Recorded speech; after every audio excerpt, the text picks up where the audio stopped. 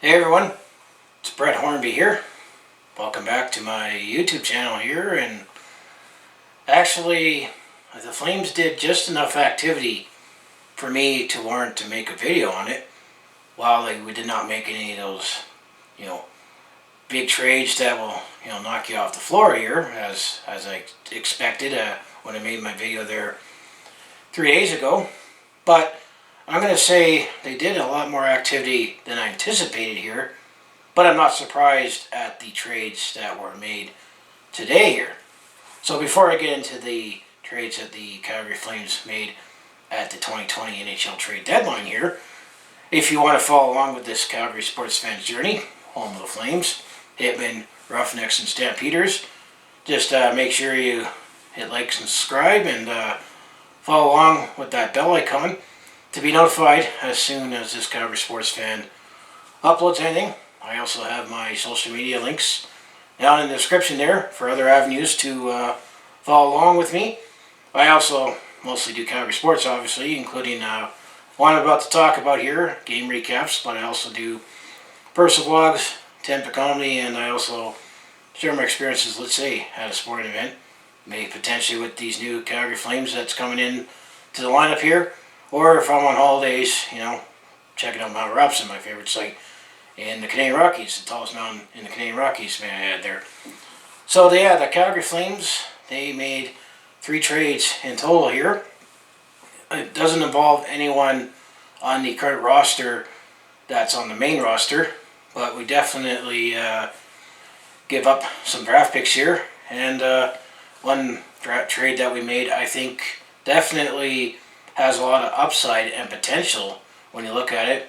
Another one, well, I'm not surprised that we made, and another one I think essentially is more essentially for AHL team, the Stockton Heat here. So I'm going to go on cap friendly here to break down the trades here, because it goes more in depth on the picks that we give up and what needs to happen that's in play here. So the Calgary Flames did make 3 trades at the trade deadline here. Nothing huge that's going to, shake the hockey world here. Or definitely, it's the sign of the times that the Calgary Flames are preparing for their next game in Boston here. And I was listening to Hot Take Hockey. He was doing a live stream on the trade deadline, so you can follow him. He's doing a whole live stream giving his reaction on all the trades that come in. But the play-by-play guy for the Calgary Flames, Derek Wills, tweeted out that Johnny Gaudreau left practice and it was unexplained. And of course, when you tweet something out like that on trade deadline day, that would raise some eyebrows, especially lately in this market, about Johnny Gaudreau. And there was definitely a lot of other crazy rumors about potentially forwards getting traded. But ultimately, I think it was said that he needed to go to the bathroom. But gives you an idea of the world that we live in today. So that would have been a huge, shocking trade if we made that. But anyway, the first trade that we made, the Calgary Flames went to the Los Angeles Kings again. As last year, we traded away a conditional 4th-round pick to get Oscar Fantenberg. That wasn't a big enough trade last year, just time for me to make a video about it. But once again, the Calgary Flames did go to the Los Angeles Kings, as we acquired defenseman Derek Forbort from the Los Angeles Kings, and we are sending him, coincidentally, a conditional 4th-round pick in 2021 here. And it says here on cap friendly here, conditions: the 2020 4th-round pick would upgrade to a 2022 3rd-round pick if Calgary reaches the 2020 conference finals and Forbort plays 50% of the games, or if he resigns with the Calgary Flames here. So definitely that was that extra condition that was added in, as if we either get to the conference championships this year or if he resigns here, the Los Angeles Kings will get a 4th-round pick there. That was trade number 1 here, and I'll go more in depth on the players that were in play here. But also it mentions that the Los Angeles Kings are retaining 25% of his salary for the rest of the year here. So definitely going towards the direction of patching up our blue line here, which I felt given what's happened the last couple weeks here, this was the direction that the Calgary Flames needed to go here, considering that you were without Juuso Valimaki. Mark Giordano was hurt, and apparently he's joined the Flames on the current road trip and is about to come back. But Travis Hamonic is still on IR there, so you pretty much have two of your top four defensemen out, as well as one of your younger defensemen not playing at all this season here. To the point that I'm not mean to keep slagging on Michael Stone here, but he's not a top four defenseman in the NHL today. That when he's forced to be playing in the top four, that tells you how thin we are on the blue line here, and the fact that I think Noah Hanifin as well is a solid top four defenseman there, but I don't think he has at this stage to eat up top minutes. So definitely this was the direction that the Flames need to go then. So that was trade number one. Trade number two, I actually think there's a lot of upside to this trade here, as the Calgary Flames acquired Erik Gustafsson, defenseman from the Chicago Blackhawks. In exchange here, the Chicago Blackhawks will receive a 2020 third round pick from the Calgary Flames here. Here are some conditions of this trade here, is that Chicago will receive the earlier of Calgary or Edmonton's 2020 third round pick here. So it either could be our own pick, or if James Neal scores 2 more goals for the Edmonton Oilers here, hopefully his foot gets healthy and gets back in the lineup here, because that third round pick is that pick that could potentially come to Calgary from Edmonton in the James Neal from Milan Lucic trade. So whichever pick happens first, or if assuming we get it, Chicago will get that. So that would be the conditional third round pick here. And Erik Gustafsson was definitely a defenseman that looked like he was falling out of favor with the Chicago Blackhawks here. And definitely last season, as I'll go over the numbers here, he definitely showed some more offensive upside here. So, this getting Derek Forbort and Erik Gustafsson here definitely provides, some more options on our defense right now, and potentially to get their foot in the door, and depending on how things turn out here, definitely have some options to do when it comes to free agency here. And that was trade number two here. That was the trade that ultimately prompted me to say, gotta make a video now. But the Flames actually made a third trade here, and this one definitely is the minorest of them all, if minorest is such a word here. But with getting 2 NHL level defensemen right now here, the Calgary Flames traded away defensemen, and he spent more time in the Stockton Heat and floated around here. But the Calgary Flames traded Brandon Davidson to the San Jose Sharks. In exchange, we get future considerations, and there's no word on what those future considerations are from all sources. But I'm going all by Cap Friendly here, because Cap Friendly, from all the big sources, breaks down the conditions of the draft picks here.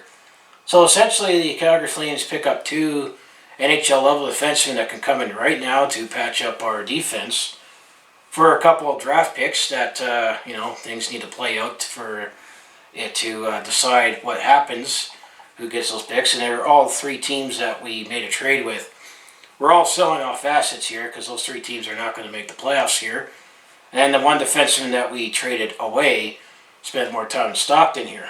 So those were the 3 trades here. I definitely think, the Derek Forbort trade is very similar to the Oscar Fannemer trade, plugging in bottom pair defensemen that have some NHL experience. Erik Gustafsson, I think, definitely has a lot of upside to potentially on what the real Erik Gustafsson is in terms of providing some offensive pop on the blue line there. And then Brandon Davidson, that's just negligible, doesn't move the needle either way here. So those are the 3 trades that the Calgary Flames made here. So now, if we take a look at the numbers here, the cap numbers here, Derek Forbort, who is going to be an unrestricted free agent after this season here. He was born March 1992 here, so he's going to be turning 28 here next week. Happy early birthday to Derek Forbort here. But definitely, he signed a 2-year deal worth over $5 million a couple seasons ago for the Los Angeles Kings here. But all that he has right now with the Los Angeles Kings for this season here. He's only played in 13 games here and has an assist there, so he's definitely a very defensive defenseman. Overall in his NHL career, all with the Los Angeles Kings here. He's played 268 games here, has scored 6 goals, picked up 47 assists for 53 points here, and in the playoffs here, he has no playoff experience with the Los Angeles Kings or any NHL here, and Derek Forbort was originally drafted. He actually was a first-round pick, 15th overall in the 2010 draft there, so we got a defensive defenseman here, and the retained salary that the Los Angeles Kings are going to pick up for the rest of the season here is just over $630,000, and the cap hit coming on, keep in mind it's prorated for the rest of the year. Actually, this is the rest of the year here, is $1.8 million here. So that's Derek Forbort, definitely a defensive defenseman here, who's going to turn 28 here next week. So we definitely have a defenseman in his prime here. So now that was Derek Forbort. So Erik Gustafsson is a much cheaper defenseman here. He's also 27 years old. He actually will turn 28 here in a few weeks here. He has a birthday middle of March here. And he was originally drafted in the 4th round, 93rd overall in 2012 by the Edmonton Oilers here, but he did not play with the Edmonton Oilers as he didn't sign with them, and then the Chicago Blackhawks eventually signed him to an entry-level deal there. So all the games that they've played, in the case of Derek Forbort and Erik Gustafsson here, have all played their NHL games with one team here, so this will be their second team to play on when they suit up with the Flames here. But Erik Gustafsson here, he's also going to be an unrestricted free agent after the season here. He's coming off a 2-year contract worth $2.4 million here. However, he definitely has a lot more offensive upside here, as this season, in 59 games with the Chicago Blackhawks, he has 6 goals, 20 assists for 26 points here. However, overall in his NHL career here, he's played 214 games, all with Chicago, with 28 goals, 88 assists for 116 points here. However, just this past season here, with the Chicago Blackhawks, in 79 games, he scored 17 goals, 43 assists for 60 points there. So he definitely is someone that's, at worst case, so far in the NHL here. I mean, his first full season there was the last season there, but in the season before, 17-18 here, he did get 16 points in 35 games there. And then his first full season in the NHL, 15-16 here, in 41 games, he scored 14 points here. So at worst case scenario, we definitely got someone who could pick up 40 points here. So, and he's 28 in a couple weeks here. So I definitely like the potential upside here. And then when it comes to playoffs here, he actually only has 5 playoff games, and that happened in the 2016 playoffs, where 5 games he had 1 assist there. So that was Erik Gustafsson there. So the last part of it here is looking at the cap hit here. Well, the Calgary Flames now going into the rest of the season here have still $816,000 in cap space here, looking at cap friendly here. But basically, we definitely got some options here on the blue line here, because now with getting Derek Forbort and Erik Gustafsson here, the Calgary Flames now have some interesting decisions to make here, as already we know that TJ Brodie and Travis Hamonic are going to be unrestricted free agents this season. But we also got 3 defensemen that are going to be unrestricted free agents. Well, Michael Stone, but I think the writing is on the wall with him with the Calgary Flames. He's only here because of the Juuso Valimaki injury, and we brought him back after he got hurt here. But now we got Derek Forbort and Erik Gustafsson here, and definitely provides us with options here. So definitely we could set ourselves up for potential, if we by chance lose Travis Hamonic or TJ Brodie, or considering putting in Derek Forbort or Erik Gustafsson in, going down the road here. So, and then also keep in mind that Oliver Shillington is going to be a restricted free agent here. So yeah, that's definitely my take on the 3 trades that the Calgary Flames made. I mean, I wasn't expecting them to make a huge trade here, and definitely some teams have made some significant trades here, but basically I think we are a little better off by getting Derek Forbort and Erik Gustafsson to patch up, the holes on our defense. Because we definitely are missing Mark Giordano, but it sounds like he will be coming back here within a week here. Travis Hamonic is still in the IR, and I think these trades definitely necessitate that maybe his injury is more severe. So definitely we bring in some experience now. And then all I know about Juuso Valimaki is the fact that he's skating. But I wouldn't be surprised if Juuso Valimaki, before he comes up with the Calgary Flames, gets some reconditioning with the Stockton Heat here. So what do you think of the Calgary Flames trades that we made today? Are you like me that it was basically the moves that I was expecting, depth defenseman moves here? I felt there was a lot more moves that they made than I anticipated. I mean, if for example, if we only made that trade to get Derek Forbort, I definitely would not make a video on it. But the fact that we made 3 trades here is definitely more of the quantity than the quality of the trades here. But I'm definitely glad that we did not make any huge trades that would sting a little to make, a huge shakeup here. I felt we had that opportunity a few weeks ago and last month here.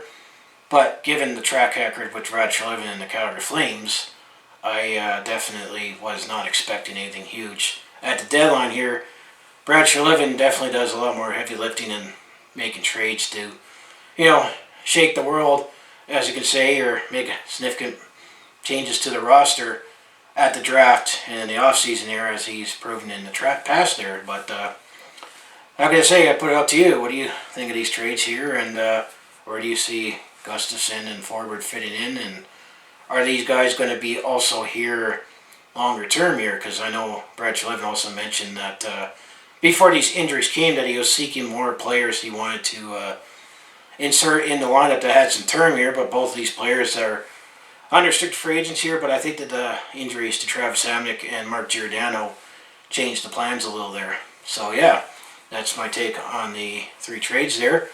So as I say, if you want to follow along with this Calgary sports fans journey, just make sure you hit like, subscribe, and follow along with the bell icon there. And as I say, go Flames go, and we'll see how these players fit in. And I got a few more episodes of my Calgary Flames at 6 there, where hopefully I'll mention good things about Derek Forbort and Erik Gustafsson here, and hopefully this will definitely solidify our defense going down the stretch here and still get into the playoffs here. So I'll see you in the next video.